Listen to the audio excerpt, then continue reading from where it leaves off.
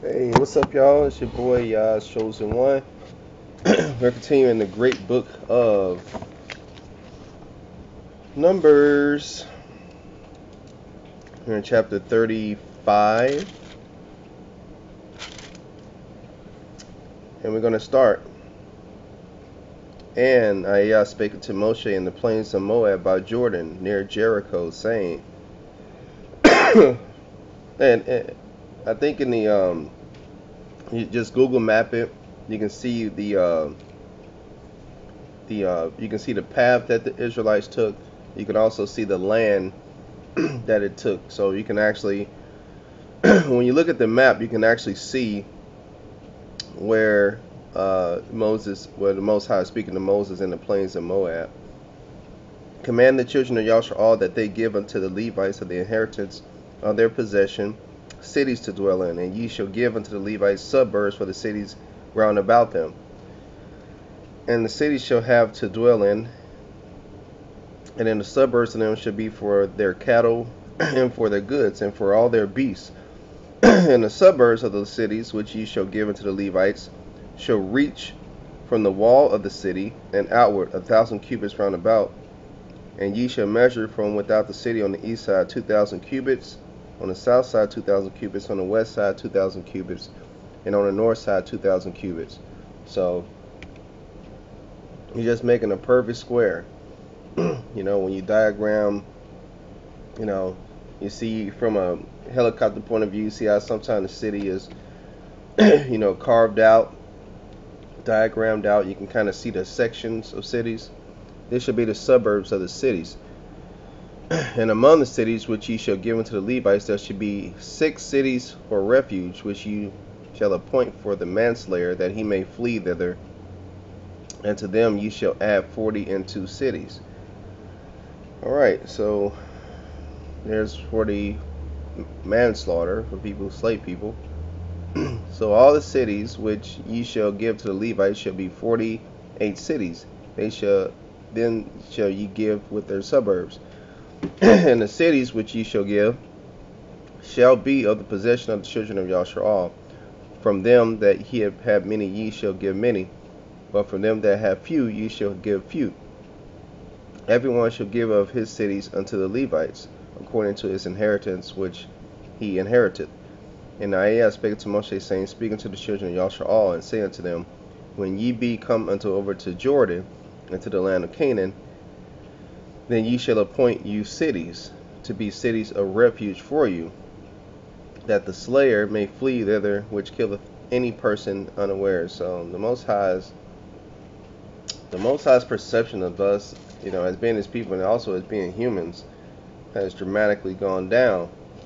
It went from thou shalt not kill to, you know what, I know you're going to kill, so here you go. Call it a city of refuge over here.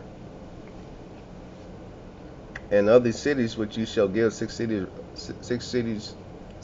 shall you have for refuge. You shall give 3 cities on this side Jordan, and 3 cities shall you give in the land of Canaan, which shall be 6 cities of refuge. These 6 cities shall be a refuge, both for the children of Israel, and for the stranger, and for the sojourner among them, that everyone that killeth any person unawares may flee thither. And if he smite him with an instrument of iron, so that he die, he is a murderer. The murderer shall surely be put to death. So, like I said, there's a difference between manslaughter and what's the other one? Murder. There's a difference. He's a murderer if you lie there and wait. Manslaughter is, you're not intending to murder him, but it happens. And if you smite him with throwing a stone wherewith he may die, and he die, he is a murderer. A murderer shall surely be put to death. Or if he smite him with a hand weapon of wood, wherewith he may die, he is a murderer. The murderer shall surely be put to death. The revenger of blood himself shall slay the murderer. When he meeteth him, he shall slay him. So in like modern day terms, like if somebody is scheduled for the death penalty, then the avenger of the bloodshed, whoever murdered him, gets to pull the switch. Or if you have a fighting, a shooting range, you can just, pop him. But if he thrust him of hatred, or hurl at him by laying of weight that he die, or in enmity smite him with his hand that he die, he that smote him should surely be put to death. So there's rules to this avenging, you know what I'm saying? Revenge is of the Most High. If you find this guy, man, he's already set grounds for you, okay? For he is a murderer, the revenger of blood shall slay the murderer when he meeteth him. But if he thrust him suddenly without enmity, or have cast upon him anything without laying of weight, or with any stone wherewith a man may die, seeing him not, and cast it upon him that he die, and was not his enemy, neither sought his harm, then the congregation shall judge between the slayer and the revenger of blood, according to these judgments. And the congregation shall deliver the slayer out of the hand of the revenger of blood, and the congregation shall restore him to the city of his refuge, whither he was fled, and he shall abide in it until the death of the high priest, which was anointed with the holy oil. But if the slayer shall at any time come without the border of the city of his refuge, whither he was fled, and the revenger of blood find him without the borders of the city of his refuge, and the revenger of blood kill the slayer, he shall not be guilty of blood. So if you're a murderer and you're confined to this city of refuge, and you come out of that city of refuge and they find your butt, then it's not considered murder for the avenger. Because he should have remained in the city of refuge until the death of the high priest. But after the death of the high priest, the slayer shall return to the land of his possession. So that's your only hope. Better hope that high priest is already old, and it's on his, last years of his life, or a decade of his life, because that's where you will be until the high priest dies. Whoso killeth any person, the murderer shall be put to death by the mouth of witnesses, plural. But one witness shall not testify against any person to cause him to die. So, just like in the judicial system today, man, you got to have witnesses. You know what I'm saying? You got to have witnesses. You got to have witnesses to come up. You just can't have one person to testify against you. You need more than one witness.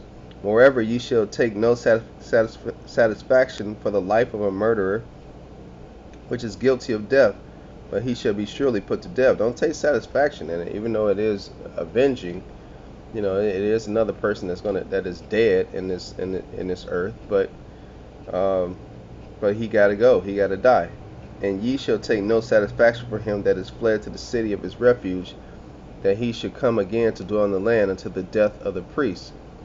So ye shall not pollute the land wherein you are, for blood it defileth the land, and the land cannot be cleansed of the blood that is shed therein, but by the blood of him that shed it.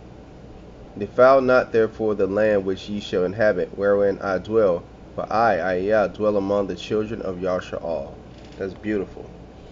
The Most High is laying it out right there, man, the foundations of how we should live and how we should handle things, even something as devastating and serious as murder or manslaughter for that part. All right, this is your boy, Yah's Chosen One. I'll get back with you guys on the last chapter, chapter 36. I love you guys. I hope you have a blessed and great day.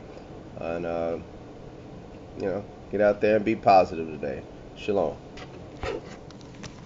Oops.